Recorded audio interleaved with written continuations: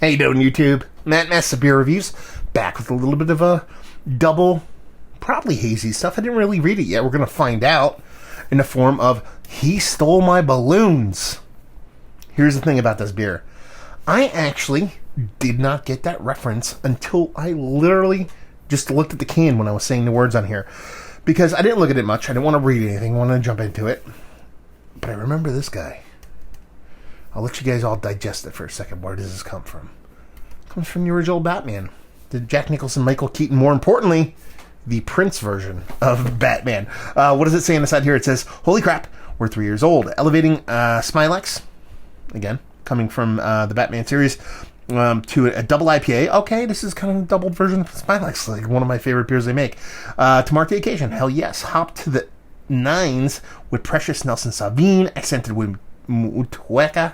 I know I said Muteca. I'm trying to say it right. Come on now. In Mosaic, you expect notes of white grape, tangerine, lime zest, and peach. We are beyond stoked to be able to share these beers with all who choose to enjoy them. It has been our commitment since day one to make lightly flavored beers our own way. Highly flavored beers. Reading is hard, kids. Yeah. You know what they say. I don't know what they say. It's been our commitment since day one to make highly flavored beers and our own way with purpose and a story. God, it's hard to be driven and always remember that the sum is the result of the parts. Being able to do this truly a dream come true on behalf of the Team Pariah. Thank you. Listen, it's white on speckled white on green. I'm not going to apologize for my shitting reading.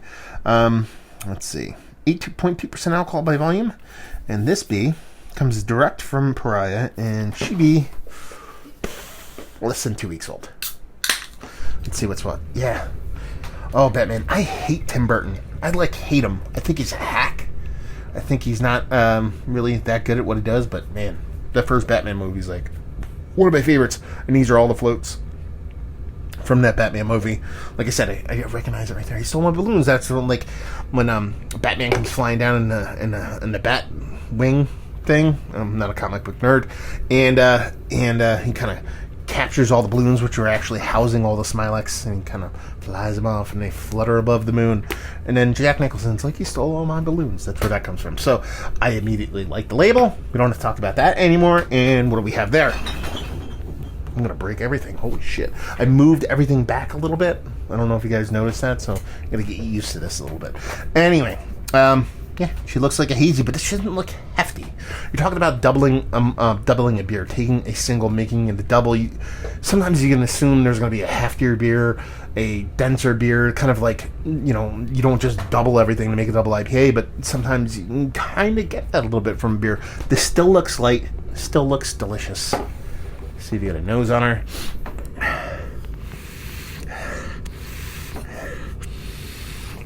It's sweet. And it's resinous danky in a resinous weed danky kind of way. Like, if you're going to take that green kind of super dank weediness and add a little bit of kind of pine shadings to it, that's kind of dankness I'm getting it from it. So it's more weed than anything else, but there is a little resinous character to it. The fruit character, which is definitely there, is like a concentrated fruit juiciness of tropical variety. Peach and tropical variety. They talk about a white grape thing here. I could see it, but not necessarily. When I think of white grape, I think of Venice characteristics.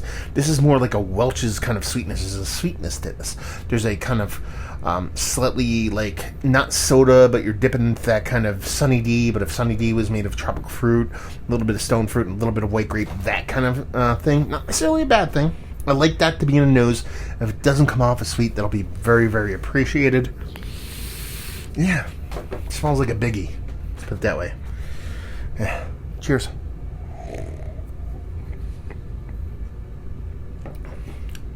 Not even close to being sweet. I mean, not even close. It's sweeter. It's a sweet beer. And we're not going to sit here and lie to you and say this beer is not sweet. But in the grand scheme of things, compared to other beers like this, the perception of the beer, it's not that sweet. Nice mouthfeel.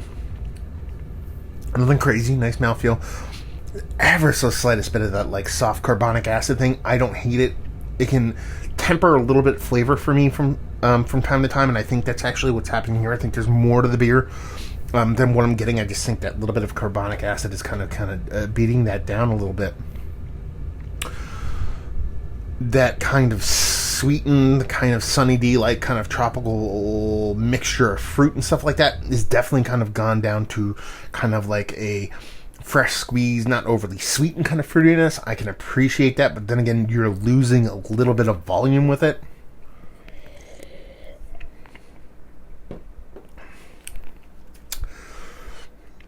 I mean, 8.2%. Drinks like 6.5. Drinks like 6, probably. Nice mouthfeel. Nothing too crazy. I get the white grape thing now more than anything else on the nose. It didn't really land for me. I tried to kind of talk it into being something it's not. In the actual taste, it's way more of that kind of white grape Venice kind of characteristic, which works kind of well. But it's so much smaller than what you'd expect from an 8.2% beer. That's when I get on my soapbox and be like, well, you know, this is the kind of flavor profile I get at 6. Why am I drinking at 8.2? So I could sit here and bark about that. But you guys have heard that ad nauseum. It's a well-made beer. Sans that little bit of carbonic acid that is very much a me thing more than a lot of other people. It's a nice beer. Here's where the kicker comes in for the beer. This is their kind of beefed up version homage to Smilex. I would take Smilex 10 times out of 10. I mean, that beer just worked for me. It just does what I love about these new school kind of hazies. Brings a bit of bitterness and just is impactful and is aggressive in a right way without being overbearing. This beer brings that ABV a bit higher, but kind of softens a lot of the edges on it, and makes, to me, a much less impactful beer, but just a higher ABV. And it doesn't resonate with me all that much. I know some people dig on it. They like their big beers to drink small. I get it. This is a soapbox that I live on. But for me, well, this is a fine beer. It's a tasty beer. I dig it. It's fun.